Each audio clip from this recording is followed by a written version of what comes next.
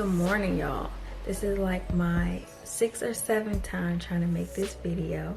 So let me hurry up before my daughter comes in here and realizes I'm not in the living room with her. I'm in the book of Matthew. That's what I'm reading right now. And I forgot the chapter off the top of my head. I think it's like 7 or 8. It's somewhere in that area. But it was 2 stories in this one chapter. It's when Jesus is performing all these miracles, and it's how you find out who Jesus really is, what he was about. So the first story was about a centurion. He came to Jesus. He heard he was doing the miracles, and he said, "Look, I have a servant that's really sick and ill. Can you heal him?" And Jesus said, "Sure, I'll be there. I'm gonna come to your house and heal him." And he said, "I don't even deserve to be under the same roof with you." So I guess he was thinking, I'm not worthy, like because of who you are. Can you just say it and he will be healed? And that's a lot of faith to have. You know who you're talking to, and then you tell them, all you got to do is say it. You don't actually have to physically come to my house. Like, I know how powerful you are. All you have to do is say, my servant will be healed, and it will be done. So Jesus said, I ain't never met nobody with enough faith like that. So it's going to be how you said it. Your servant is healed. And he was healed that same hour. Now, in the same chapter, you hear the stories about the disciples, them being in the water, and there was a storm that rolled in, and then they said, look, these waves are going to overtake us. It's going to make us drown. And Jesus in the boat sleep, taking his nap. So obviously he wasn't stressed out, but the disciples were stressed out and like, look, Jesus, come do something. We about to drown. And Jesus is like, you of little faith, like, don't you know I'm big enough to handle this? Like, this is nothing. Why you tripping? So obviously he calmed the storm. Everything was peaceful. So a couple of things I took away from those 2 stories. 2 different amounts, 2 different levels of faith. One person said, all you have to do is speak to whatever the situation is, and it can change just like that in a second. And then the disciples story, they didn't have a lot of faith.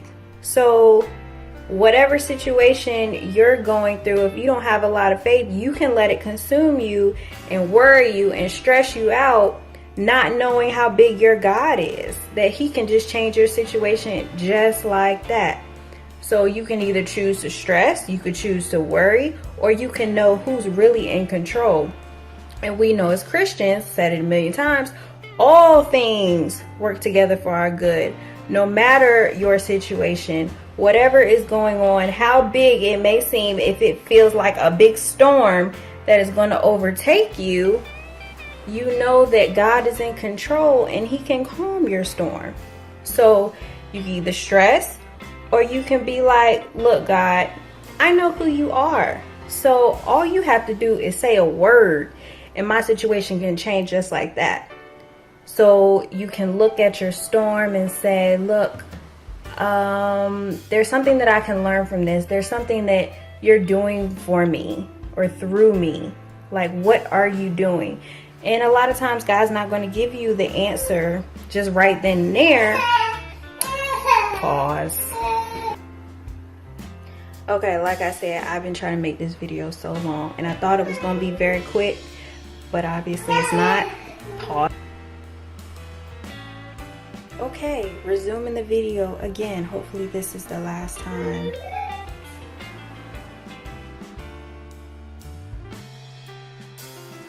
Okay, I'm back. There's gonna have to be a lot of editing of this video, and I hope I didn't lose my train of thought. But I think I was saying that we don't know what God is doing through our storms, through our situations. So we have to have faith. Faith, that was the main thing in both of these stories.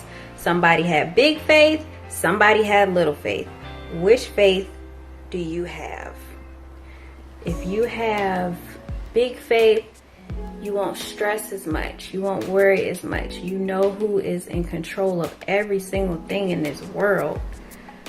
But if you don't know that, and you're going to let your flesh overtake your emotions, like the disciples did, you're just going to stress and worry. And that's not a good way to go. That's not a healthy way to go.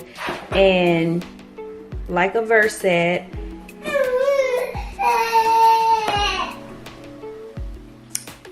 how many of you have added an extra hour to your life by stressing or worrying? Nobody. So don't do it. I think that's enough for this video after I edit it. But I think there was some more I wanted to say, but this is going to be it for now. Have a great day. See you on the next video.